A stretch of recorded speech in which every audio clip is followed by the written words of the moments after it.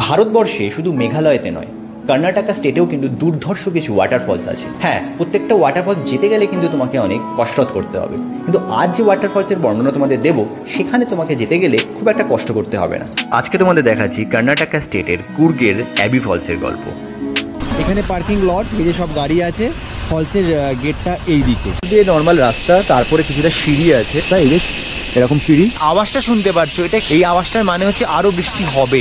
আমরা যেহেতু বর্ষায় গেছিলাম, দুর্দান্ত লাগছিল চারিপাশটা। চারিপাশে কফি চাষ হচ্ছে, সবুজে মোড়া সেই রাস্তা দারুণ। আর তারপর কিছুটা যাবার পরই চোখের সামনে দেখলাম সেই দুর্ধর্ষ অ্যাবি ফলস। চলো কিছু সিনেমাটিক শর্টস হয়ে যায়।